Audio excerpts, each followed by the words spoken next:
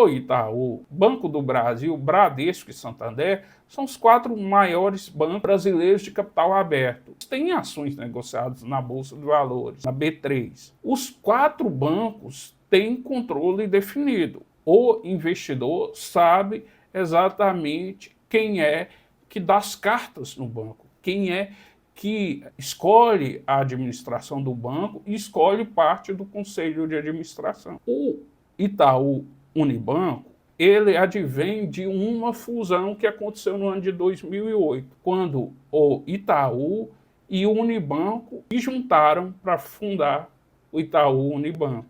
E a família que fundou o Unibanco, mais a família que fundou o Itaú, é que administram o Itaú Unibanco.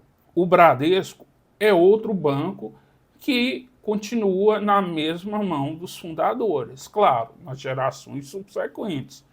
E a família controladora do Bradesco tem um controle e, com isso, tem a maior parte das ações ordinárias, determina quem vai fazer parte do conselho de administração, o maior número de pessoas que está lá dentro do conselho é nomeado pelo Bradesco, e com isso é que a empresa detém o controle. Na mesma forma, o Santander. Só é que o Santander, diferente dos demais bancos aqui, não tem uma família por trás, porque o Santander Brasil, ele advém de um banco internacional, que é o Santander da Espanha, que é um banco multinacional presente em muitos países do mundo. O Santander da Espanha comprou o controle acionário do Banespa. O Banespa era um banco estatal do governo de São Paulo e que foi privatizado. A partir daquele momento, o Santander espanhol passou a determinar como seriam os caminhos do Banespa. Também mudou o nome, né? Não tinha por que continuar com o mesmo nome antigo. E aí passou a se chamar Santander Brasil.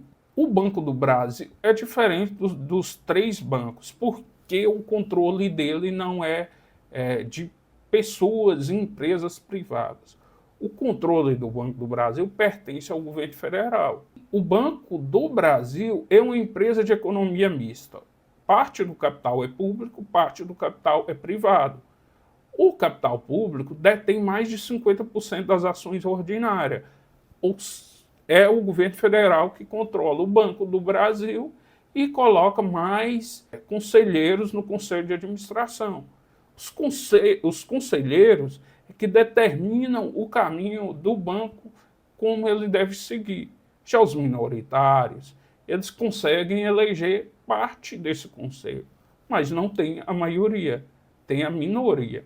Sobre o Banco do Brasil, pesa um fator muito importante, tanto para a análise do investidor, quanto para a análise da gente enquanto sociedade, que é a governança corporativa. Por que pesa tanto no Banco do Brasil essa questão da governança? Porque a governança é um meio, é uma forma das empresas equilibrar os interesses de todas as partes envolvidas, contribuindo positivamente para a sociedade e o meio ambiente. Os princípios fundamentais da governança corporativa existem vários, mas o principal é integridade, transparência, equidade, responsabilidade e sustentabilidade. Integridade quer dizer uma coisa íntegra, uma coisa que contém em si falhas muito sérias, principalmente falhas éticas muito sérias. Uma empresa íntegra é uma empresa que vai se pautar pela parte ética, de seguir as normas, regulamentos e principalmente as leis. Transparência é quando aquela pessoa ou aquela entidade traz as informações da melhor forma possível para o público. No caso dos bancos ou de empresas de capital aberto, essa transparência se dá nas reuniões, nos balanços auditados. Como eu coloquei, por exemplo, há alguns minutos atrás, o Itaú Unibanco, ele decidiu sair da Argentina. Como ele saiu da Argentina, ele foi lá no ativo dele e separou R$1,5 bilhão de reais. como prejuízo no sentido de que ele investiu no Itaú, na Argentina, ele tinha convicção que aquele ativo já não valia aquilo.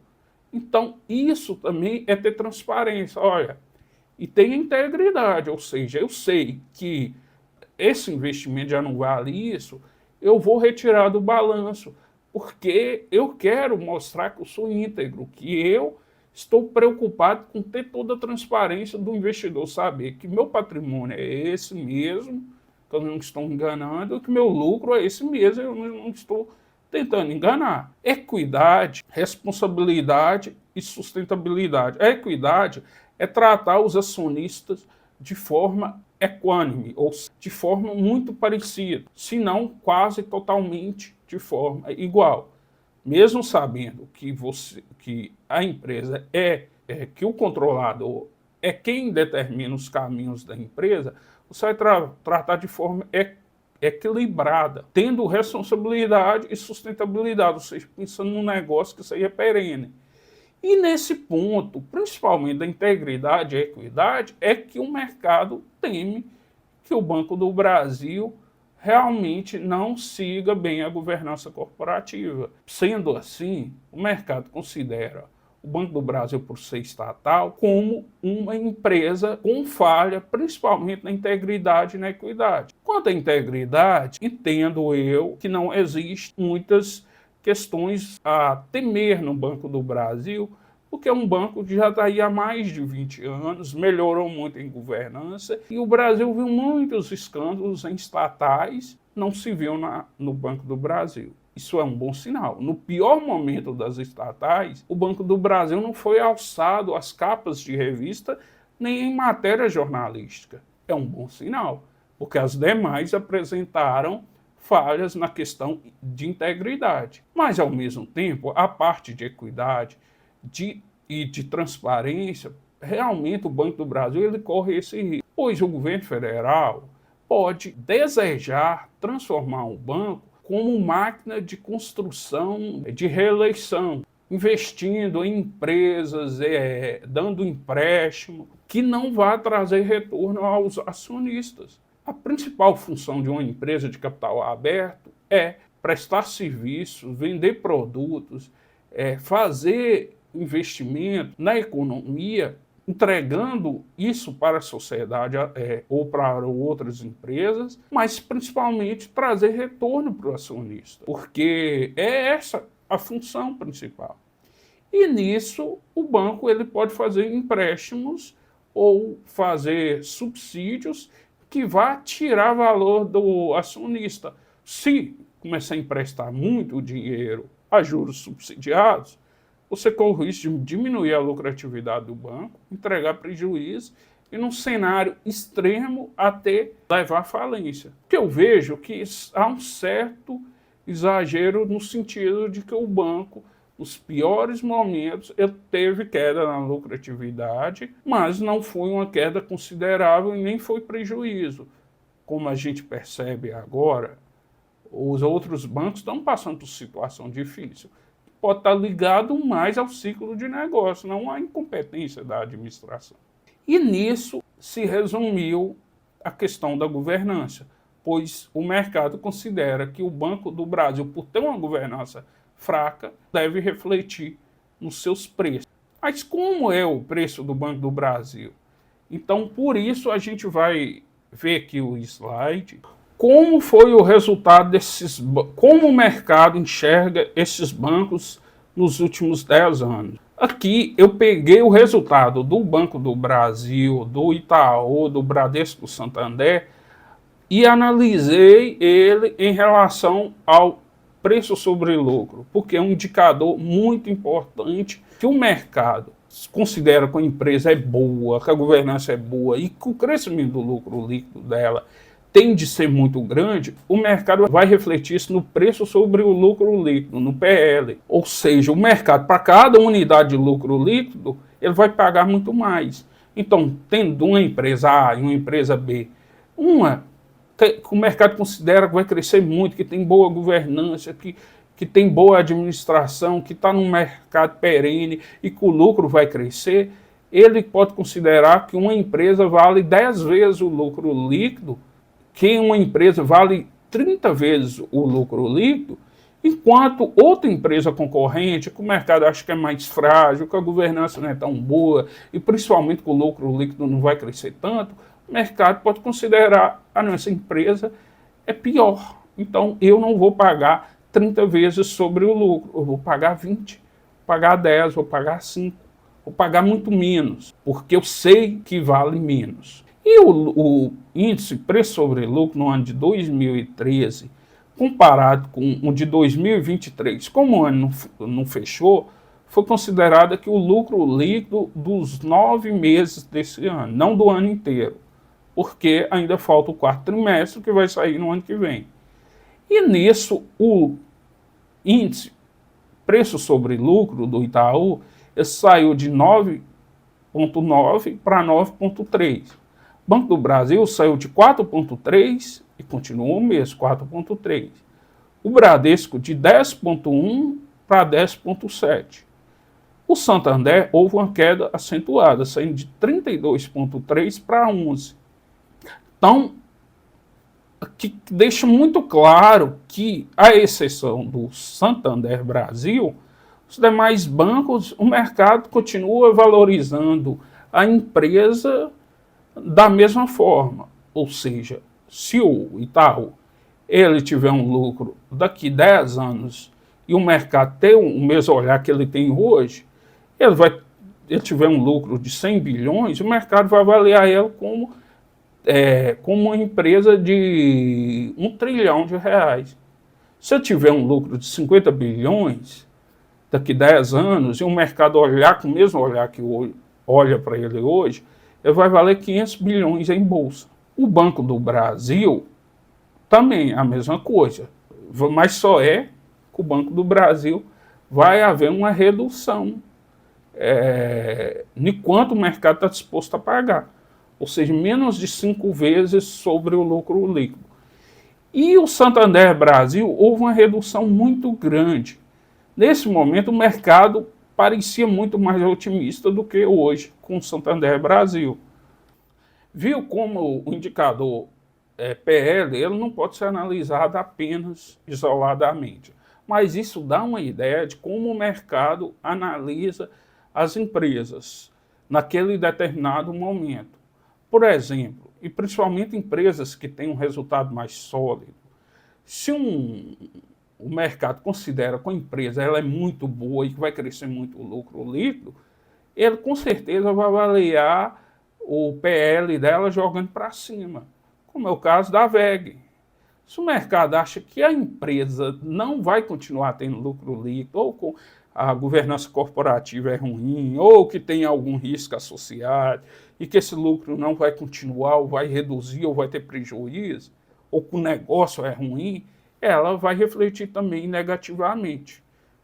Então você tem, de um lado, a WEG, que é uma grande empresa brasileira, que o mercado já há muito tempo valoriza ela acima de 30 vezes sobre o lucro líquido.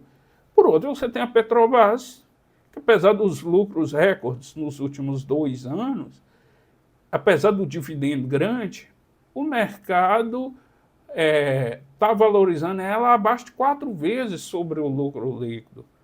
Então, é uma percepção do mercado. Mas isso pode ser ruim ou bom para o investidor. É o que a gente vai tentar analisar agora no último slide. Mas qual seria o retorno total caso a gente tivesse investido nesses bancos há 10 anos? De janeiro de 2013, antes até daquela crise econômica do ano de 2014 e 2015, você perceberia aqui que o banco que se destacou foi o Banco do Brasil, que teve quase 422% de retorno. Seguido aqui pelo Itaú, que teve um retorno de 386%. Logo embaixo, bem embaixo, aliás, vem o Santander Brasil, que teve um retorno de 207%. E na lanterninha, quase colado com ele, vem aqui o Bradesco, que teve um retorno de 185%. Portanto, é visível que o mercado realmente considera o Banco do Brasil um banco pior no sentido de governança dos demais bancos. E nisso o mercado trata o Banco do Brasil como se ele valesse menos que os demais, o que eu considero justo. E até como investidor eu também faço isso. A questão é se o mercado exagera ou não, se o mercado está precificando de forma correta ou não.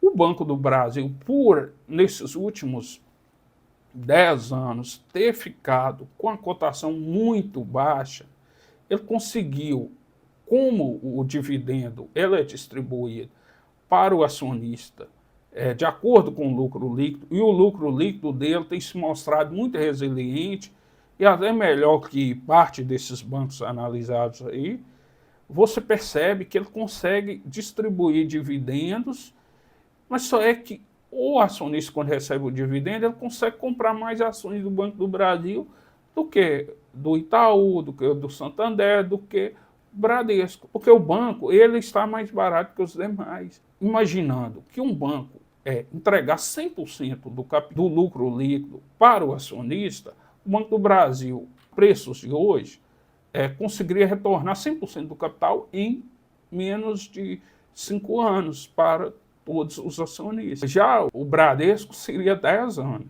E isso é muito importante na composição de uma carteira.